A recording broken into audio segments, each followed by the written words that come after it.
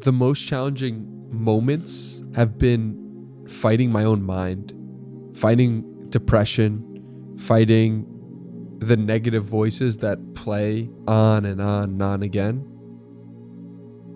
To live an epic life, you really need to get clear on what is epic to you. I didn't know myself prior to 2019. What's my purpose? What am I doing here?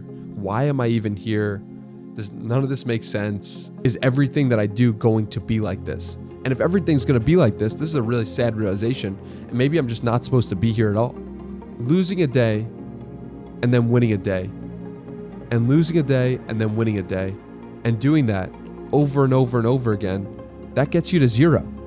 And you're at zero and then you're like, well, I won all these days and I don't feel good. I'm at zero. +1, -1, +1, -1, +1. So yeah, that really led me to dark places. It's something that transformed me at the deepest level. The best thing that's ever happened to me, the podcast, is a result of 3 months of me looking at myself every day, 60 minutes straight. When you put that in perspective, you're like I have chills right now. I wouldn't have the podcast had it not been for just sitting with myself for that long. We think of only the beauty in the ups, and I found that there's also beauty in the downs. Today's guest is a writer, meditator, spiritual explorer, podcaster, and YouTuber. He is the creator of the Danny Miranda Show, a thought-provoking podcast that inspires people to reach for their highest potential. Please welcome Danny Miranda. Danny, welcome to the show. Thank you for having me. I really appreciate it, and I appreciate the introduction. Yeah, thank you, man. Thank you so much.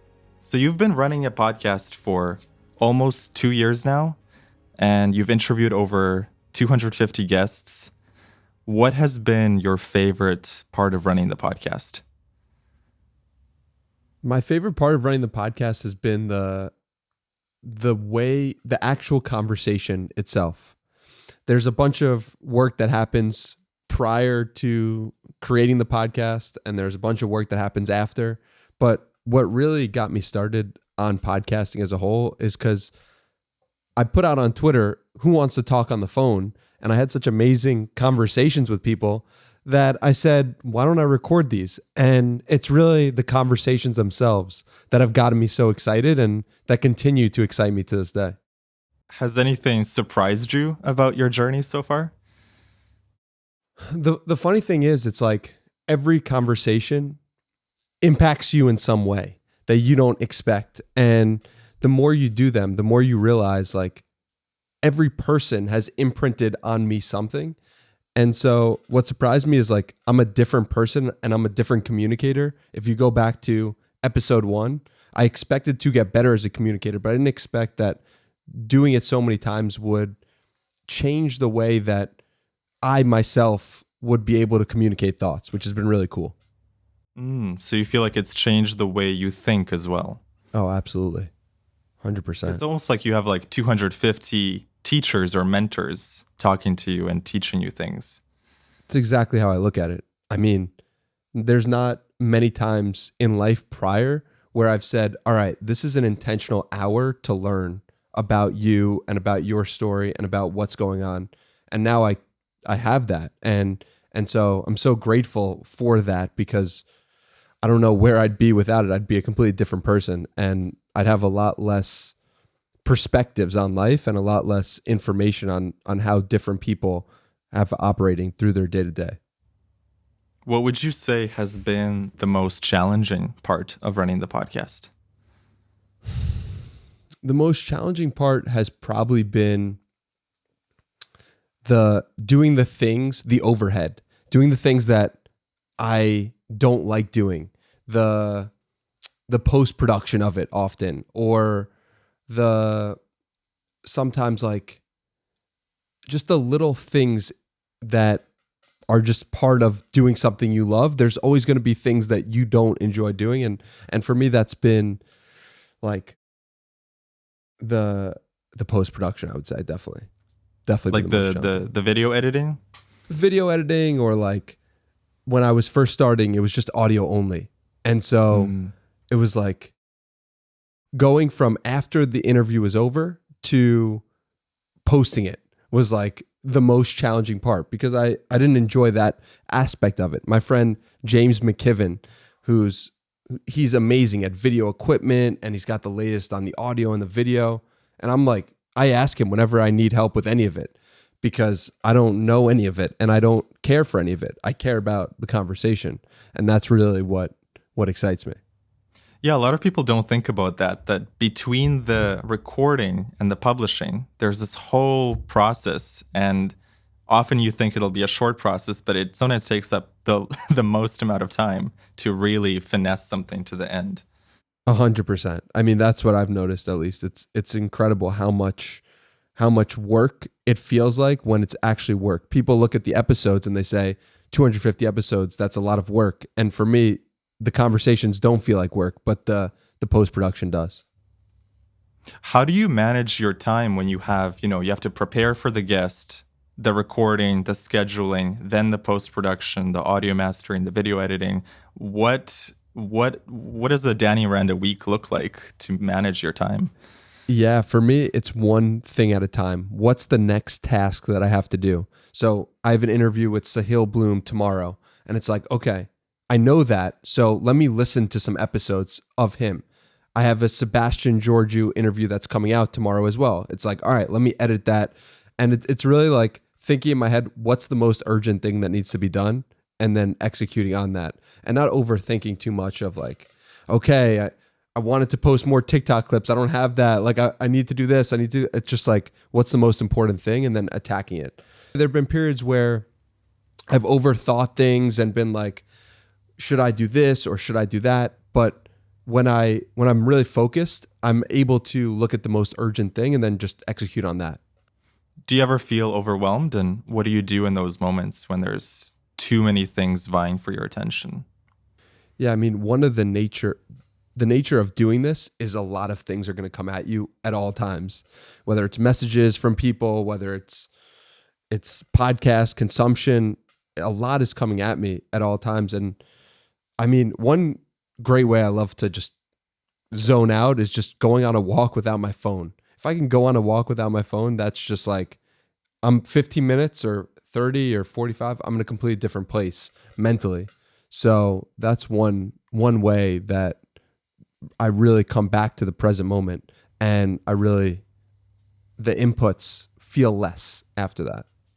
That's a great way to decompress. And you made me think that probably 99% of the people have never really gone on a walk without their phone in the last 10 years. Yeah. I mean, it's possible. I don't know. I don't know those statistics off the top of my head, but yeah. The numbers might be off, but it's like we all carry the phone with us all the time, and to actually leave it alone and just be with our mind, I feel like that's super powerful. We're plugged in 24/7. You once wrote, "You are 1,000 pieces of content away from the life you want." Tell me what you meant by that. Yeah. I mean, it's crazy because I feel like what separates the reason why we admire certain people, or the reason why we're excited to talk to them, is because of the work they've put in. And for me, for the game that I'm playing, it's content. And for the game of content, it's like the work is putting in the reps, and the reps are the amount of times you hit publish. And it's like, when I realized that, I was making a lot of progress in one area in terms of podcasting or Twitter or TikTok. It was often because I was just putting in more work in that area. And so that was a very important realization for me, being like, oh, this game is just about doing it a lot. And the more you do it, the better you get at the process. So yeah, that was a huge insight for me. And there's another thing you said was a piece of content is a piece of energy, and that you're thinking about what energy are you putting out with each tweet, each video. I thought that was really insightful. Yeah, I think that's so important too, because what you're really transmitting when somebody reacts to something on social media, what they're really doing is reacting to the energy of that moment and the energy of what you brought into it. And it's like, people can tell what you did prior to actually recording a video, or people could tell what you did prior to them reading something you wrote. Like, people have a good sense for that. And so just keeping that in mind at all times has been impactful for me, because energy levels is something that I think is really important to all human beings. And knowing that as a content creator, your people are judging you by what they see, but they're also judging you by the things that they don't see and they don't even realize. So yeah, that's been impactful. Yeah, there's like an invisible field of energy behind everything. And I think people pick up on that subconsciously, but they can't always put it into words. And I don't think we have the words to, or the ways to quantify them yet. Like before, I wear something called an aura ring, and the aura ring tracks your sleep and tracks your heart rate variability and tracks your resting heart rate. These were all measurements that existed prior to the aura ring coming into being, but it was very difficult to measure those things in the middle of your sleep. But there are also metrics like energy and the energy you're emitting. We don't have metrics for that yet. There's a truth of it, of like how you're operating, what your frequency is, but we don't have ways to quantify it. And because we don't have ways to quantify it, a lot of people think that it's not real. But I know it's real. I've experienced it being very real.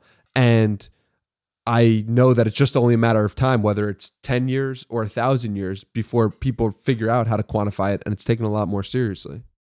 I don't know if you're familiar with Abraham Hicks, but they talk about the emotional guidance system, and that is our metric, essentially, that when we're in good vibes or a good frequency, our emotions immediately tell us if we're aligned with our higher self or misaligned.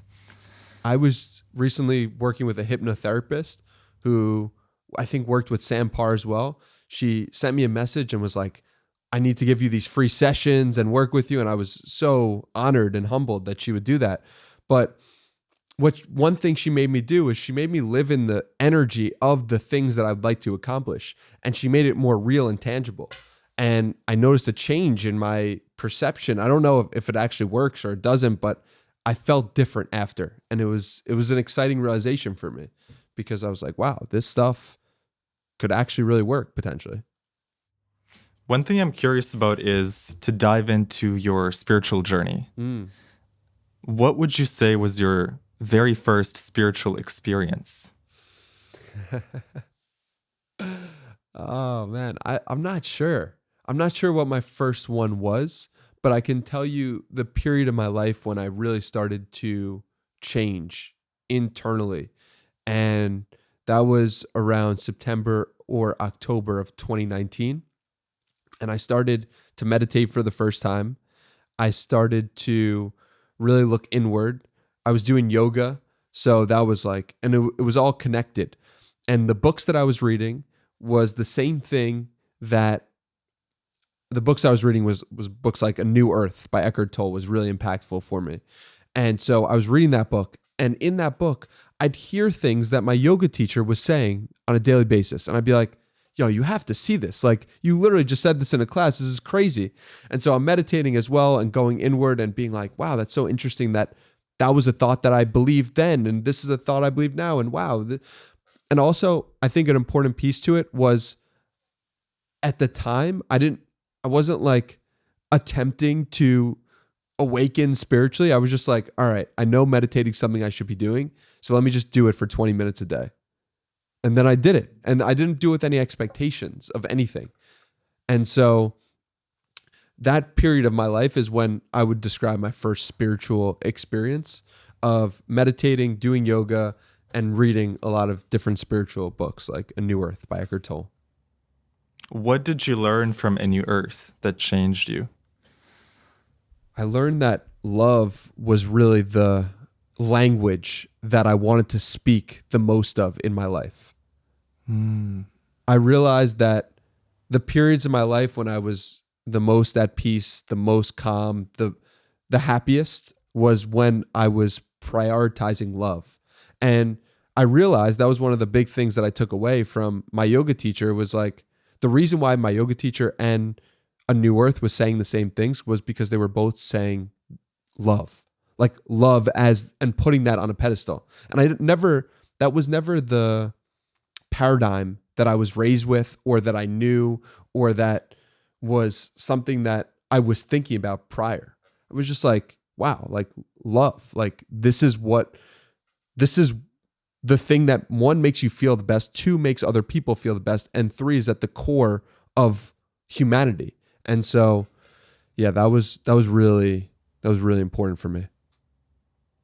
Yeah, love is it seems like it's the ultimate force in the universe. What makes you say that? Well, so many spiritual texts talk about how at the core of it, God or the divine is love, and that they're kind of inseparable. Like God is love, love is God. And I'm curious what your thoughts around God are actually. Yeah, it's something I'm really trying to work out and really trying to figure out myself. And I don't know is the only real answer that I can give you. I've had periods of my life when I've been like, wow, God is real. God is, God is all knowing. God is powerful, but God exists as an energy force. And there are periods of my life when I've been like, God isn't real and I don't know what's going on. And so I guess I'm struggling with that, with both of those. And I know it's like something that I consider often, but I don't really have any good answers for, unfortunately. What were the periods of your life where you thought God isn't real?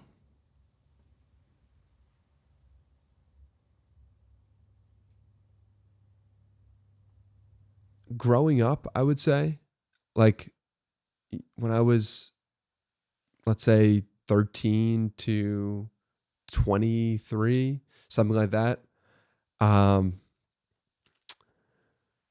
was very much, rationalist thinker in terms of science, prioritizing science. And I didn't really grow up incredibly religious as well. So those were the primary moments, I would say. One thing I'm curious about is, have you ever done psychedelics? I've done mushrooms 3 times in my life. Twice for during party college years, but once afterwards. And it didn't have much of an impact on me, surprisingly. Really? Yeah. Yeah. All 3 times, no impact. Yeah. I mean, 2 times. Twice was during like I wasn't taking it with any set or setting or anything profound. Another time I took it, I was having more intentional use, but I didn't find any effect really. So you didn't feel it? I felt it. I took, I think 3.5 grams, but it didn't lead to anything afterwards that like awakened me to anything really. Interesting. Yeah. I think you need a bigger dose, bro. I think you need 6 grams. That'll do it. Maybe. Terrence McKenna always said about, 5 grams alone in your room, blindfolded, and see what happens. Well, that would probably change the circumstance. What happened was I just turned on a nature documentary and just watched it, and it was beautiful. But yeah, maybe I need to go more inward. What is your best guess at the true nature of reality?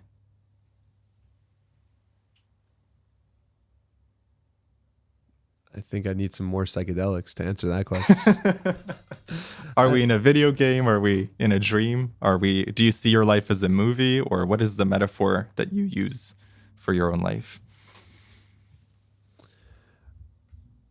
I think that how you have so much power often in how you're interacting with the world.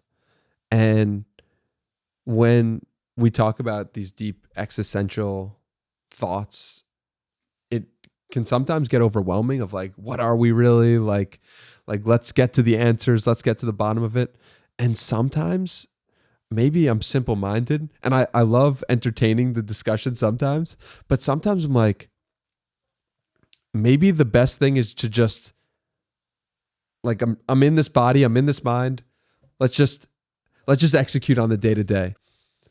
I think it's we can get so overwhelmed by the deep truths. And I think I spent a lot of time when I was meditating long times, like 60 minutes for me was a long time a day in 2020.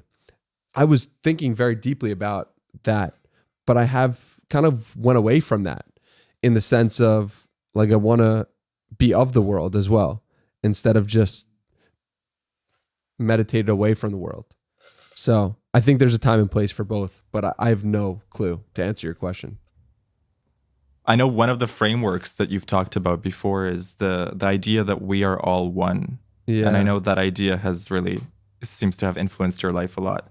Talk to me about how you think of it. Yeah. So I'm happy you brought that up, because I think that when we are acting as everyone being one, it leads you to be kinder, and it leads you to love more, and it leads you to promote the love always. Like that's if I find myself feeling disconnected or feeling like just broken apart from people, I find that going back to the place of feeling like, oh, we're all one, is a helpful reminder of being like, we're on the same, I need to promote more love in this moment. So yeah, I think, I don't know if that's true, but I do know that operating with that mental model is very helpful, and is helpful in just making me a better person. Yeah, I absolutely agree. I'm curious though, in the moments where other people have, let's say, betrayed you or done something that you wouldn't like, how do you see them at that moment, and how do you reconcile them with the oneness idea? So one thing that I'm really good at is getting punched in the face and smiling through the process. And I realized this when, maybe it's not the example of getting betrayed, but I was supposed to get on a flight, and there was some situation that messed up the flight, and it was no one's fault, and I couldn't get on the flight, and the flight attendant or the flight woman who's at the counter, what's that person called? I don't know, actually. It's slipping my mind. Well, I don't know either, so no worries. But this woman basically says, you're not going to be able to get on a flight tonight. And I could imagine, and what instantly went on in my head was, it's all good. Like, I'm here, life's good, like there's no problems. And I also imagined the 95% of people who would be screaming at that woman for no fault of that woman. And so I just said to her, like, I'm good at getting punched in the face and smiling through the process. And maybe that's why I've done so many podcast episodes. Maybe that's why you can build your body. Maybe like having that trait of being like, yo, something bad just happened to me, and absorbing it and being like, it's all good. Like, life is good. That was something that stuck with me as a lesson. And when those moments happen, my first thought when someone harms me is like to go to love, truly. And I don't know if that's been programmed in through me through meditation or reading or listening to so many podcasts or just my natural inclination. But that's the truth. Like I see a message of like somebody shitting on me on social media. I'm like, it's all good. Like, I love you. I love that person. I just want the best for them. So yeah, that's my 2 cents on it. That's fascinating. So like the naysayers online, they don't get to you. Not at all. Because I know I'm coming from a good place. Because I know that what I'm truly putting out there, what I'm trying to put out there with everything in my being is love. And if it doesn't land for that person, I assume that person's going through something difficult. I'm trying to get better. So if that person has a criticism of like, this isn't good for this reason, I feel that like they're probably right. And so, yeah, I really appreciate all the criticism and the negativity, and I use it as just an understanding that not everyone is having love in that moment. Yeah, I love that. It's like when you know your intentions are pure and coming out of love, then the reactions of other people, you see it as more their own projections about you rather than any truth about you deep down. 1000%. That's exactly how I look at it. For those people who are, let's say they're YouTube creators or they're putting themselves out there, and maybe they are afraid of naysayers or fear of judgment, what advice could you give them to overcome that? I would say that at one point I was as well. And the reason that I was afraid was because I was scared of what other people were thinking. And I wasn't sure if what I was putting out there was something that I actually wanted to put out there, or it was something that I wanted other people to see for the sake of the attention. And when I changed into, wow, I'm doing this because I started the podcast because I wanted to have conversations with people, wanted to learn from people, and I ended up getting so much joy from that. It's coming from an organic place, a real place. And so when it comes from that place, you don't say like, so my advice to the people who might be having fear around negativity or criticism is like, is the content you're putting out coming from a real place? Is it coming from a genuine place? Or do you just want attention? Or do you just want money? Or do you just want something? Because people can sense that. And yeah, that has stopped all of my own fears and insecurities around what other people were thinking. I love that. It sounds like the battle between maybe the ego and being in your authentic core self. Yeah, I certainly think so. What's your journey been like around ego? I'm curious to know. It's fascinating. I think about this all the time because the podcast is under my name, right? But I do see a huge difference between 2019, the ego, pre-2019 and post-2019. And that's like tapped off by meditation and looking at myself and going inward. All those things help dissolve some of the ego. And I think that having some sort of ego is good for you to show and to allow yourself to say, oh, wow, I can accomplish that. I can do that. But you also want to be careful of being like, when's it too much? And going back to metrics, we don't have any way to quantify that. And you really have to lean on what other people are saying about you and people you trust, and being like, are you doing things for the right reasons? So I don't know if that answers your question around ego, but it's something I think about a lot. It would be hilarious if the Apple Watch just pinged you when you had too much ego. It's like it's just zapping you a little bit. That's great. Yeah. We can't be that far away from that, right? Yeah. You talked about meditation, like the 2019 as being like this really important moment for you. And so was that due to the power of meditation? I mean, it was in part, absolutely.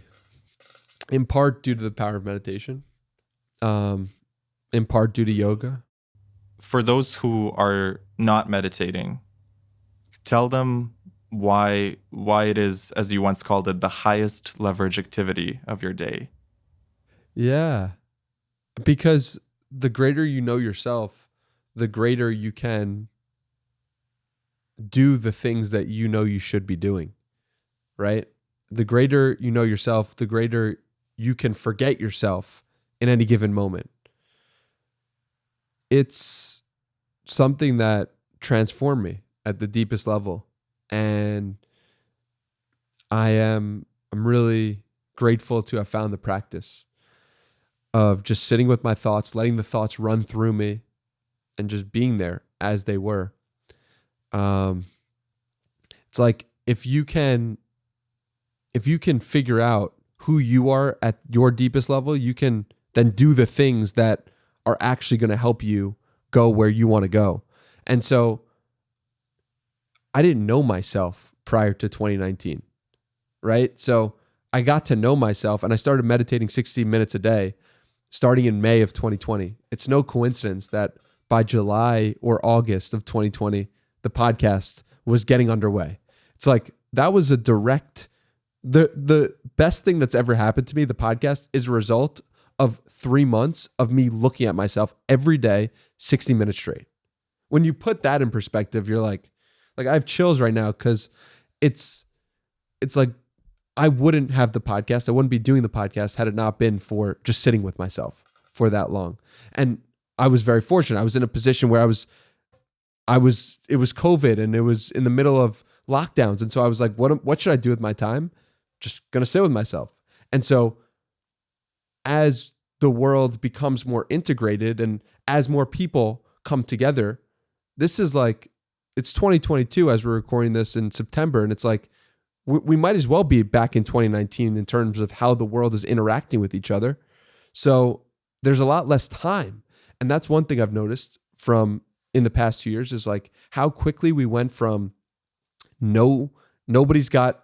everyone has to be in their house and everyone's just got to, sit by themselves to now we're like interacting so closely with each other like nothing ever happened.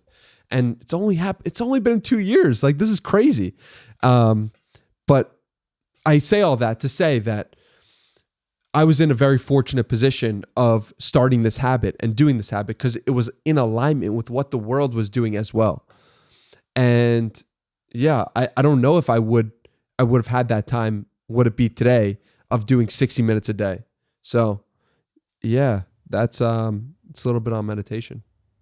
I love that. You meditated for, was it 60 days, 60 minutes?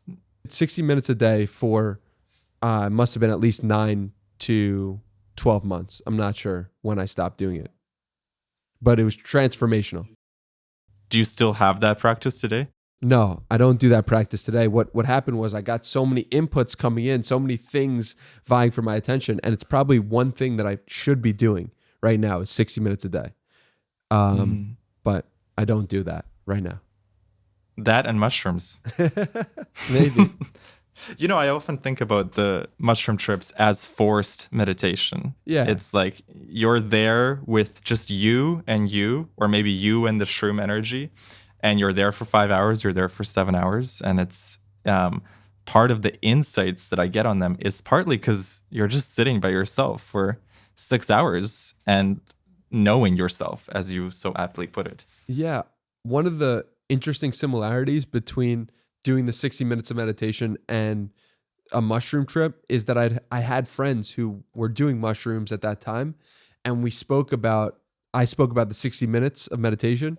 And what I found was that it was exactly the same in terms of what we were experiencing.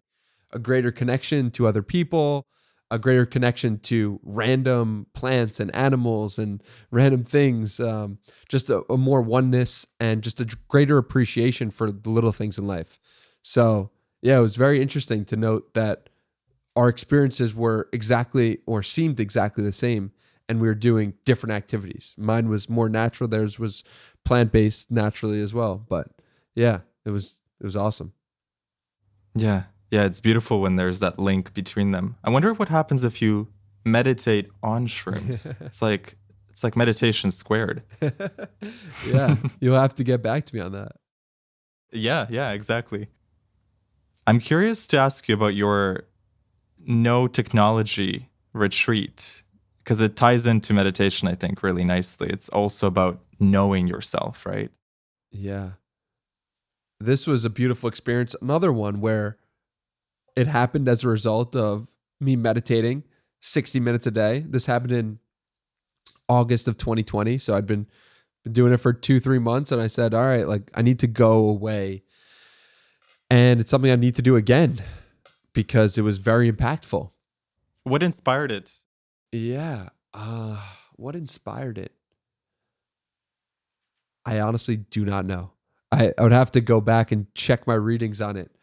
But I think what inspired me was just trying to get more in touch with myself. And maybe, yeah, I couldn't tell you what inspired it, which is crazy because it was only 2 years ago.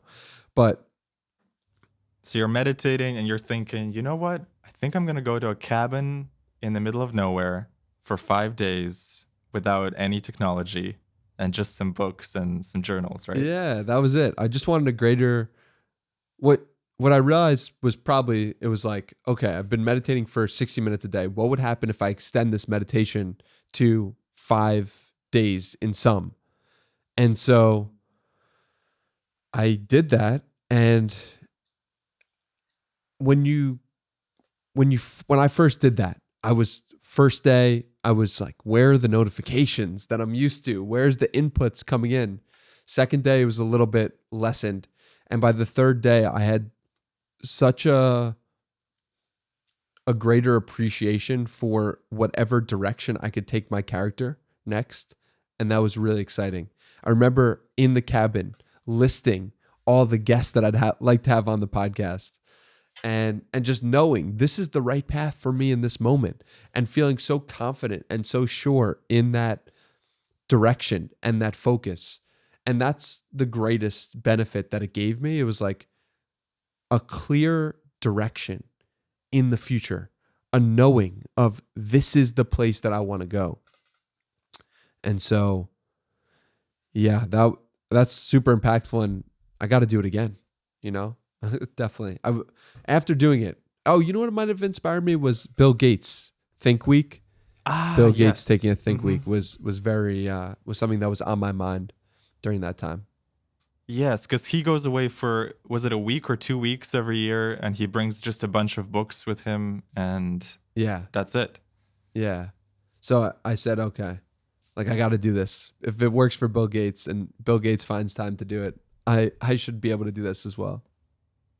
You wrote like 100 different guests on the list during your cabin retreat. Yeah, and it's wild. These people, I had no way of getting in contact with them, and I had no way of knowing them at all.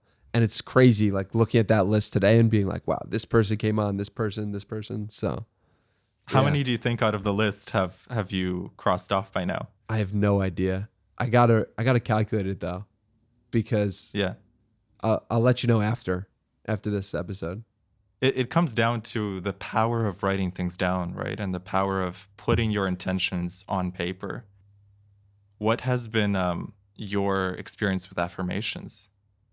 Yeah, so I mean, I recently started writing. The Danny Miranda Podcast gets over 1 million downloads per month by January 2023. I recently on July 13th, 14th, 2022, I started writing that down. So it's been, a little over 2 months. And it's something you do every day. Yeah, it's something I do every day, and write it for at least 10 times a day, but usually like 30 or 60 or 100 times. And so that's been the most recent affirmation that I've been doing, and it's crazy.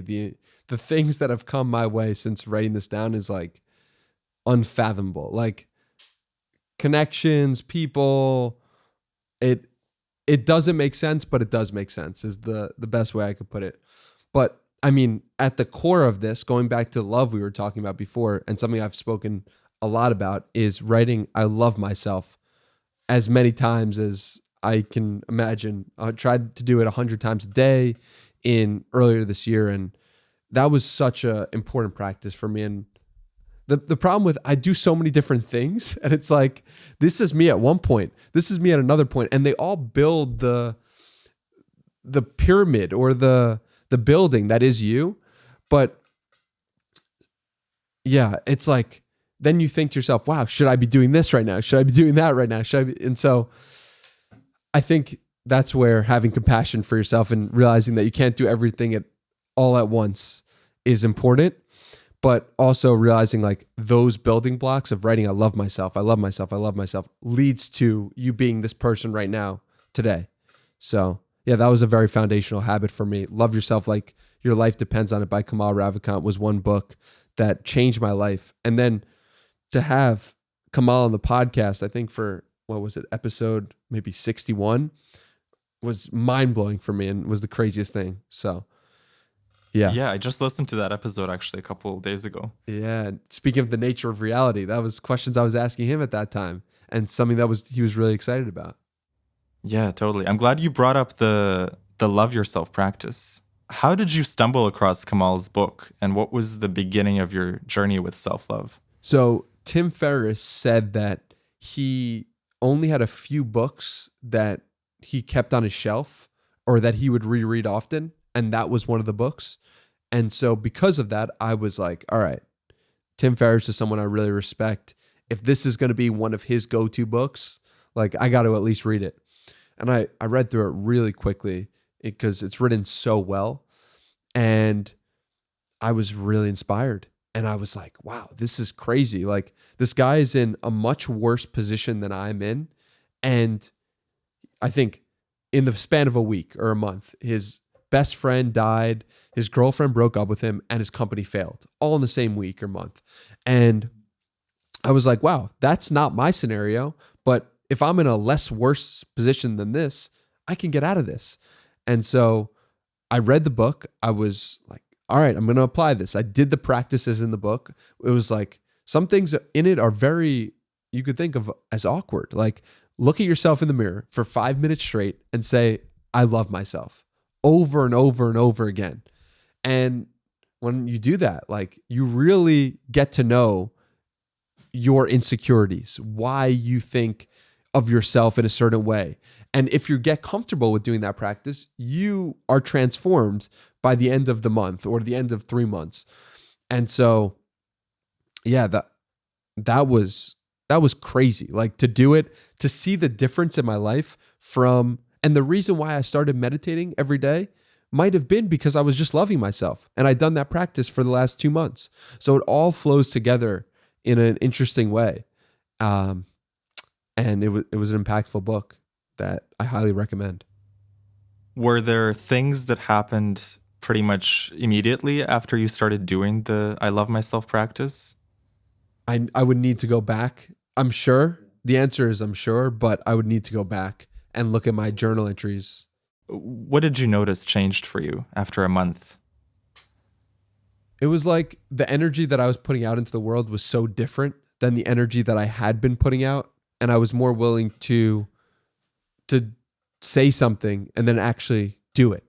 And I was more willing to look people in the eye. I think that was one big thing that came as a result of the practice. I was willing to talk to strangers and look them in the eye and really appreciate them and understand that, because a lot of times for me, when I'm not going too hot in life, I don't want to look at anyone. I don't want to like rub off that bad energy onto anyone. And I don't feel comfortable presenting myself in the world. And when I do feel love for myself, like I just want to spread it to everyone. I want to make sure everyone else is having a good day. I want to just put out good energy into the world. So yeah, that was probably the most impactful thing I noticed within a month was just more engagement with strangers. And also in New York, do people like it when you look at them? Or they're like, stop looking at me? Yeah, I mean, it's you got to pick your spots in New York, that's for sure. You were born and grew up in New York? I was born in New York City and I grew up in Long Island, New York. How do you find the energy of New York compared to, let's say, Austin? Yeah, so I go back to this Paul Graham idea time after time, and it's the idea that every city whispers something to you. And for me, and for Paul Graham as well, New York whispers make more money. And there's something I like about that, but there's also something very shallow about that in general. And for me, Austin whispers just be happier and, look people in the eye and just appreciate them. And everyone has a different experience in every city, but yeah, my experience has been that Austin just has been way more soulful, maybe is the best way to put it. And so, yeah. So does your soul do you feel called to Austin? You feel called to move? Yeah, I feel really called to Austin just because the people are so warm there to me. And it seems like it's the place that prioritizes the things most similar to me. people are into podcasting, people are into fitness, people are into crypto, people are into the future. It very much feels like where the future is being built right now. It's beautiful when you feel a place is just perfect for your soul. Yeah. Are you planning to move there then? Yeah, I'm thinking about it very strongly. And another thing on that point is like, it's not just the place I've realized, it's also the place and the time, right? Because there's one aspect of like, oh, Austin's going to be a completely different city in 10 years. And it was a different city 10 years ago. And so I'm just thinking about like, okay, this is a specific moment in time that this thing calls to me in this moment. And I'm sure everyone has felt some level of that. And yeah, I feel very much in alignment with Austin in this place and time right now. That's such a good point, because it's not just the location or even the people, it's your relationship to it and what you're going through and where your frequency is at. And all of that sort of factors into it. Yeah, absolutely. And also it's like two people can look at the same city at the same place, the same time, and have completely different interactions with it and both be correct. And I think that that's often overlooked or, not appreciated, is like human beings. And this is what doing the podcast has taught me, is like two human beings can come and look at the exact same thing and have different viewpoints on it and both be right. And that's a weird thing to wrap your head around, because inherently we want side A to be right or side B to be right. But the truth is they both can be right. And that's scary, because if both of those truths exist, then we almost feel like, oh, no truth is existing. But that's not necessarily true either. It comes back to your idea of we are all one, and that essentially it's like we're pieces of God all looking at the same reality but through different perspectives. Yeah, I buy that. I buy that hypothesis 100%. I'd love to talk to you about overcoming challenges and going through the dark night of the soul. What would you say has been the most challenging time in your life?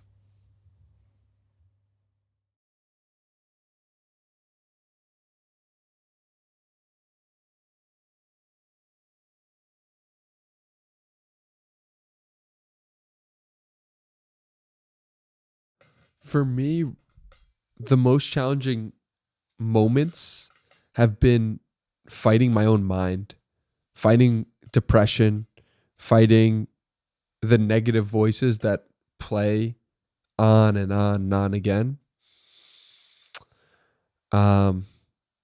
There are a couple different moments that really happened to me. One was like right before I started meditating. Another is March of 2020. Those were like two very difficult moments in terms of fighting my own mind and fighting depression, in terms of what's my purpose? What am I doing here? Why am I even here? None of this makes sense. And feeling very lost and without purpose. And two of the most difficult times in my life, for sure. Yeah, I remember you wrote about the March 2020 experiences. Some days I couldn't get myself out of bed, and you wrote, contemplated just ending it all. Yeah. And that really stood out to me because, the Danny that we know today from the podcast, who's full of energy, who's full of life, I'm curious to know what happened that led him to the point where you were contemplating ending it all.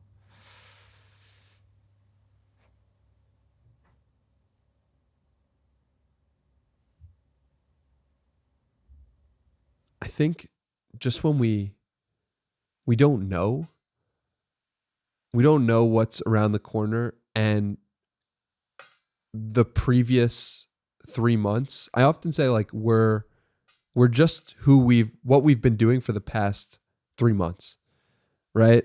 80% of who you are today is just on your habits and your routines, and what the things you've been doing for the past 3 months is what a core belief of mine is, that no one has been able to disprove yet. So we're working on that one.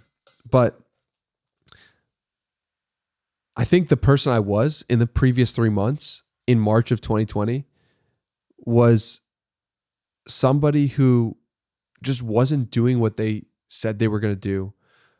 I wasn't excelling in anything. I didn't have a place where I could put my energy and passion and excitement for life. Like, I didn't have a vehicle to channel all that through. And the vehicles that I had expected them to be, they weren't. It didn't turn out to be fruitful. For example, I thought I was going to do e-commerce and marketing, and I didn't enjoy doing that.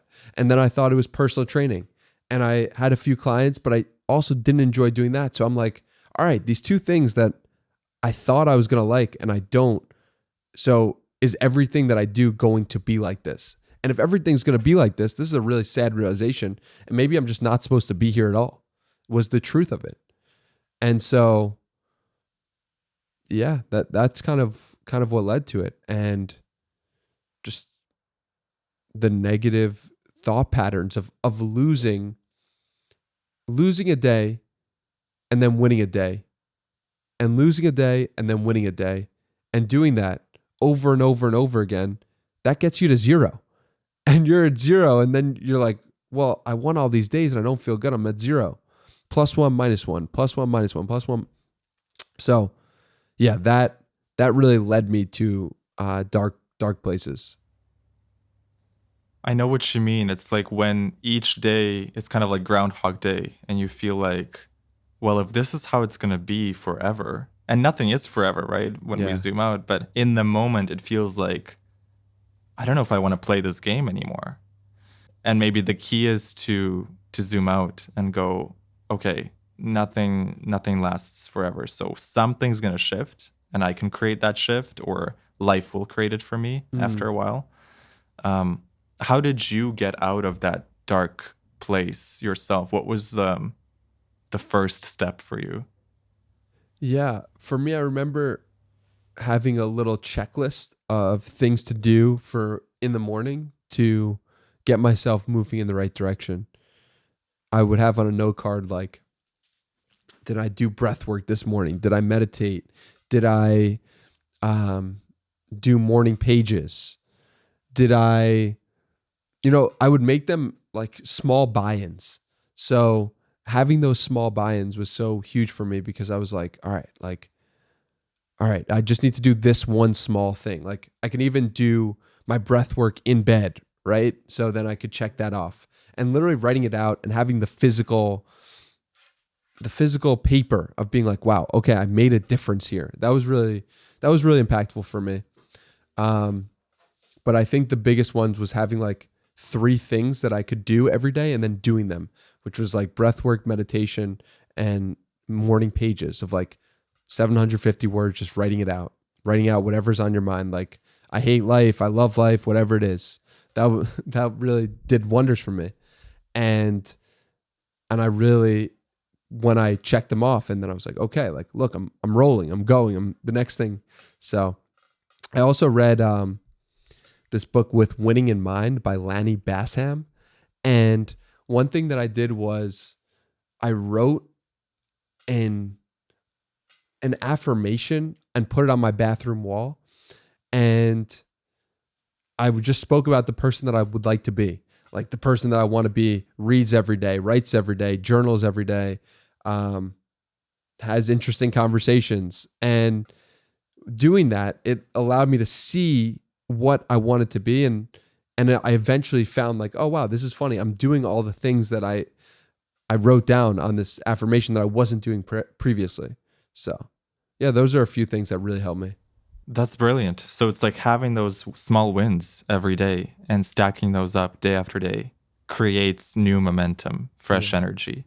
Yeah. And also, it's so interesting putting myself in this place, because 1, it wasn't that long ago, but 2, it feels like forever ago. And I remember one thing that was huge for me was like getting the DannyMiranda.com domain. And like, it's such a small thing, but I was like, wow, this is crazy. This opened up at this time. Like, all right, like, I guess I have to start writing on this website.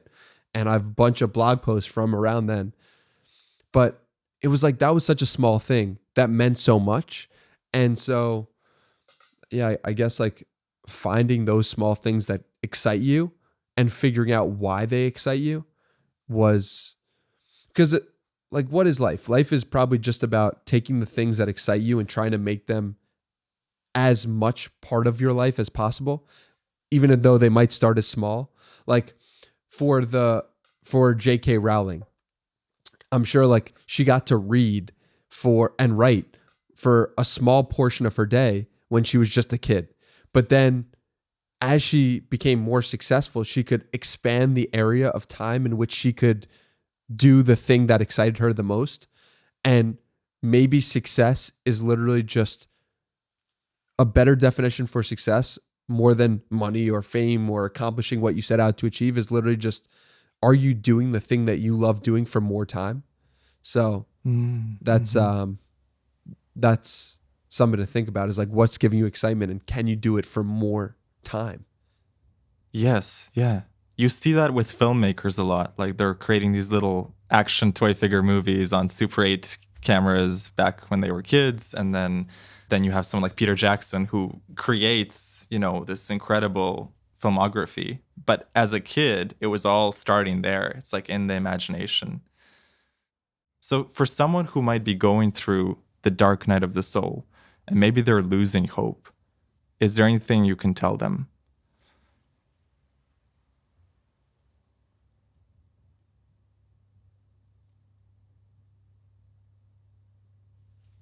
We are capable of so much more than we can imagine, particularly in the moments that are harming us the most. You can achieve incredible things.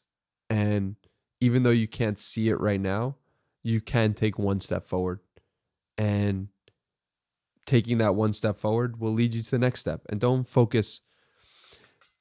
Sometimes, I've been saying this a lot lately, which is that a lot of depression or feeling upset comes from viewing the past as fate, or viewing the past as free will and the future as fate. So that's depression in the sense of, oh, wow, like I wish I did this in the past. I wish I made this move or that move. And then the future is, you're viewing the future as fate because you're like, I can't do anything about it. Like, look, I'm destined on this path. But I also find that happiness is the opposite of that. So it's like viewing the future as free will. Oh, I can change it. I can make moves, and the past is fate. It's done. It's gone. The flight attendant and the woman who was dealing with my flight, I said like, listen, there's nothing we could do about it. Okay, let's go to the next scene in life, right? So wow. Oh, I love that. Let's go to the next scene. yeah, I love that. Isn't that what this is? As a filmmaker, it's like we're just going from one scene to the next. And can you maintain positive energy? Can you maintain momentum and love throughout all the scenes for life? Like if you can, that's a life well lived, at least for me. Yes, yeah. The metaphor I always like is like, imagine if Harry Potter was still talking about how he used to live in a cupboard and how awful that was, and he never got past that. And we just repeat the same trauma in the same scene for 7 books. Yeah. Whereas, where success comes from, where happiness is, you make peace with the past and you say, okay, it's done. But there's so many timelines merging from this moment that we can choose. Yeah. And going on that road. Yeah, and it's why when you're asking me some of these great questions about me in 2020 and me in 2019, I'm like thinking of those as previous scenes of the movie that are like almost in the past. And I'm like, all right, what are we doing today? Where, I got this interview with Sahil Bloom, and I'm like, I'm focused on that. And so, but it's hard because reflecting on the past and reflecting on those scenes can help lead your character to better places in the future as well. So I think it's a balance there, and figuring out what the balance is for you, I think, is an individual pursuit. Yes. I feel like the healthiest way of looking at the past is always to look for the lesson, but never for the the suffering or the sort of punishing yourself for the mistakes you did or the regrets you may have. Man, I love that. What is the next scene? It's similar to, I sometimes think of like, let's flip the page. What is the next chapter of the book? And let's write a new chapter. I think that we spend so much time often. I think it was David Perel who was saying to me, like, thinking is overrated. And I said, it wasn't thinking, it was introspection. Maybe introspection's overrated. And you hear so often, go look inward, and it's advice I give so much, and it's advice I believe. But him saying introspection is overrated really made me question and stop and think and say, okay, what actions am I taking that are leading me to the place that I want to go? So I know what he means. It's like when I was younger, I used to obsess, like something bad would happen and I'd obsess about it and I'd go introspective. Whereas now it's more like, okay, what is the lesson? Moving on. Next. That has helped tremendously to not get back in those old states and those old loops. Yeah. What's the next lesson? What's the next scene? That'll stay with me. If you were to meet your 18-year-old self, what advice would you give him? 9 years ago now. Damn. I would say lift weights and meditate are the two things that I would recommend my 18-year-old self do. That's going to be our new tagline on Twitter. I love it. I think I've actually tweeted this, that the two things I would do differently was just lift weights and meditate. And the reason that I didn't lift weights was because I was scared to go to the gym because I was scared what other people would think of me being so weak. And the reason I didn't meditate was because I didn't know that that was a thing you could do. So if there's an 18-year-old listening, consistently 3 times a week, lift weights and every day meditate for 20 minutes, and you will, I think, be in a completely different position 10 years from now. One that's more in alignment and more just, you'll feel better externally and internally. That's excellent advice, man. And you bring up a good point. The idea that, if I go to the gym, I'm going to look weak because I'm not. How would you recommend, let's say there is an 18-year-old listening or a 16-year-old and he's scared to go to the gym because it feels like, wow, everyone's experienced there. I'm not. Yeah, the advice that I would give is that one, everyone is thinking about themselves, and 2, try to find maybe a friend you can go with in the beginning where you enjoy their company and take the focus off yourself. When you go with a friend to a different place, you're taking the focus off yourself in that moment and you're focusing on the other person. How can I make them laugh, or how can I make their experience better? And I think this is probably good advice for not just going to the gym for the first time, but doing anything for the first time. It's like, stop focusing on yourself in that moment and start focusing on another person or helping another person. That's where you'll be more comfortable with yourself. Yeah. Isn't that the secret to life? Just removing focus from me. Yeah. And just go and do something for someone else.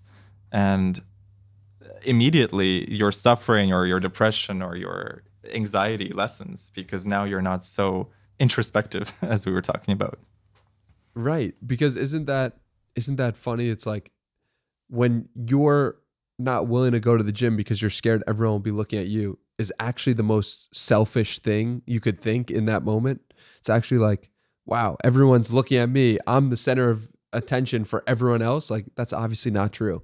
But in your head, that's the story you're telling yourself. And so, yeah, that was the story I was telling myself when I was 18 years old. And maybe if I had meditated, I would realize that story wasn't an accurate story to tell. But yeah, those are 2 really important lessons, I would say. Beautiful.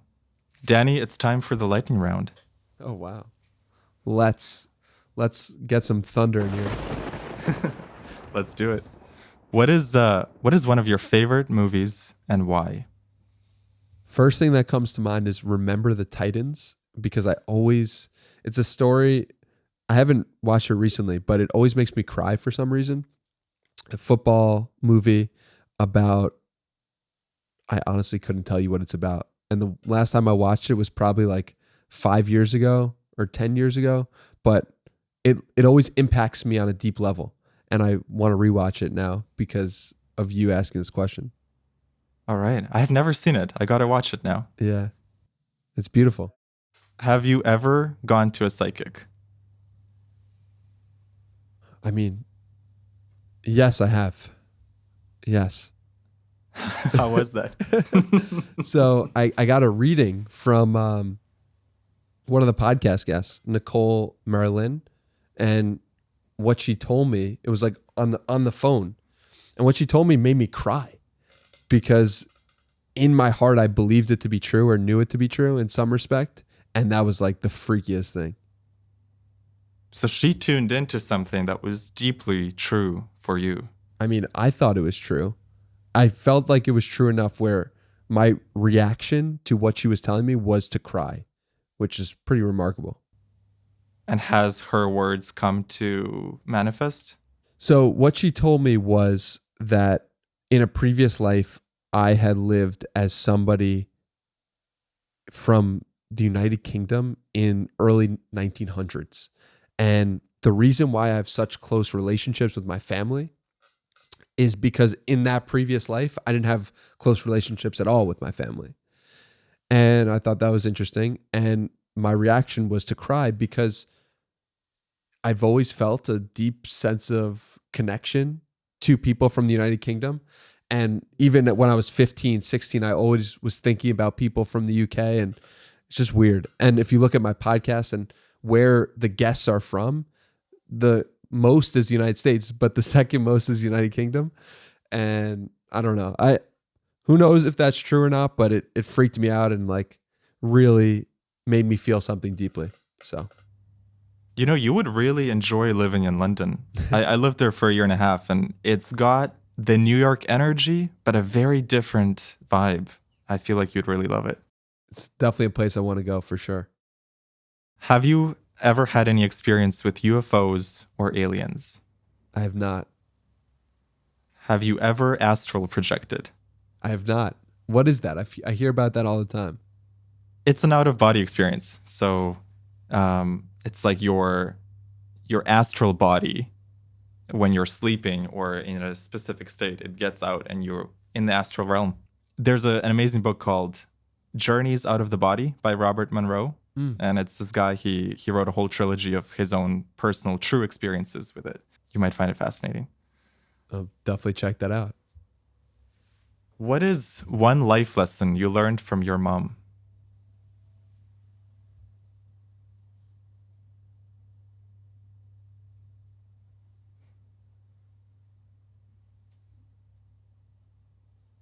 To listen and ask questions. She does it better than anyone I know. And she's always very curious about the latest happenings, and she listens and she asks great questions about whatever's going on.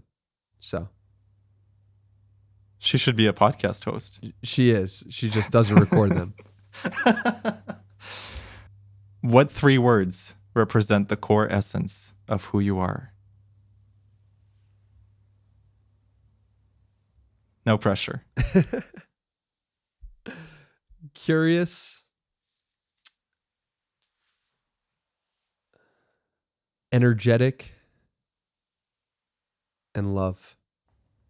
I love that. What brings out Danny's beast mode?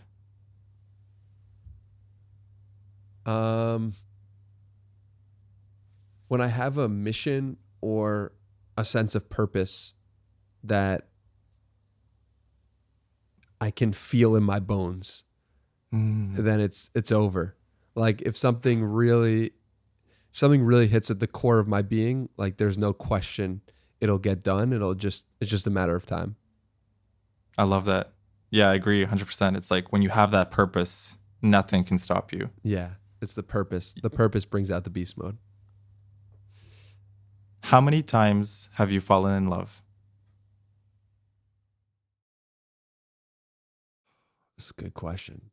How many times?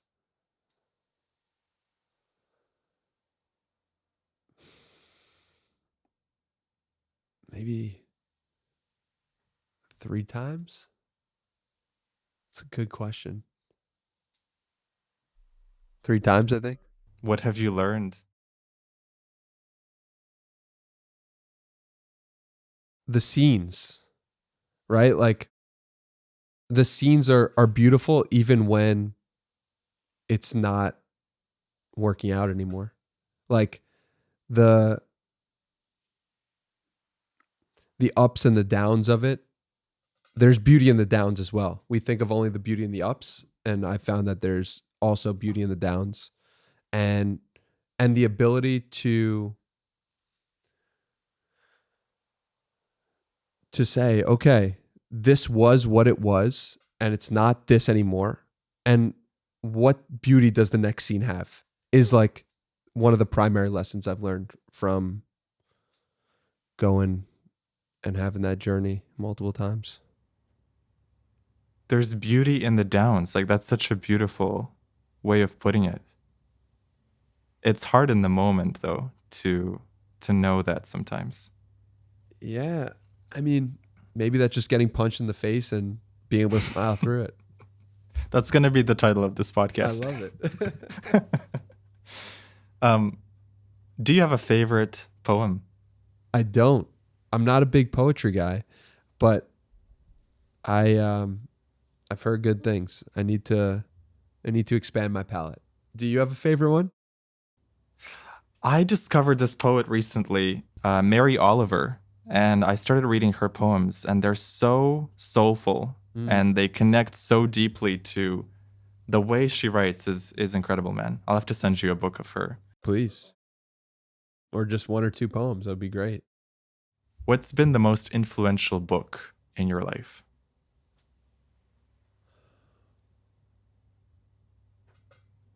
It's Between a New Earth by Eckhart Tolle and Love Yourself Like Your Life Depends on It by Kamal Ravikant. Beautiful. And what is one thing your audience would be surprised to learn about you? I was thinking about this today. And I think it,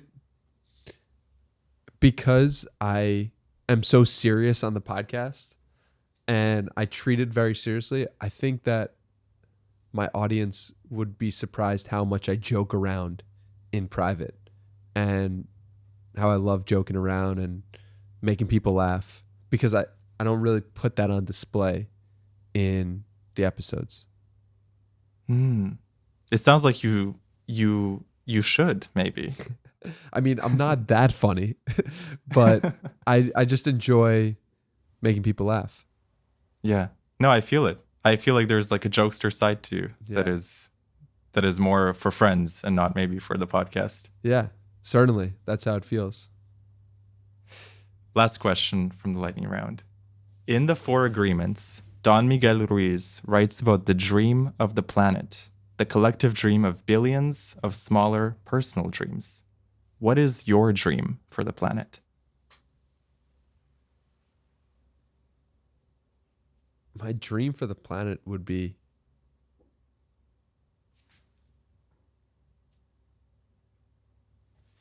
to hopefully come to a place where we are able to look at one another with more compassion and less based on race or gender or any of these things, but like actually look at each other as like, oh, that's a human being and that's a fellow human being, whether that person's Canadian or Mexican or American or Chinese, like just human beings at the end of the day.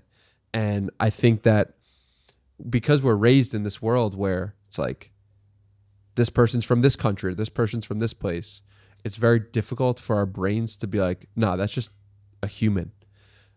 So my dream for the planet is that we look at each other more like just human beings, which is very difficult to do. And maybe some might go so far to say is a utopian vision, but given a long enough time horizon, and enough people supporting that mission, I think we could get to that place.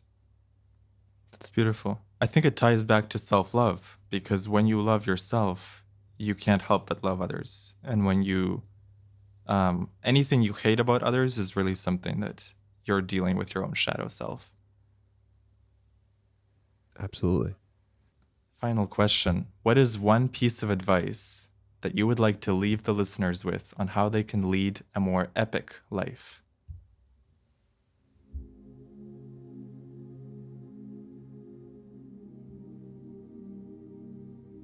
To live an epic life, you really need to get clear on what is epic to you. And so, in order to get clear on what's epic to you, I recommend journaling, a daily practice, a daily ritual of either and or journaling, meditation, or therapy. And if you can do those every day for 30 days, I have no doubt that your life will be more epic, because you'll get clear on what it is that is calling you in this moment. I love that. You forgot lifting weights. That helps. That helps too. Danny, thank you so much. This has been such a wonderful conversation.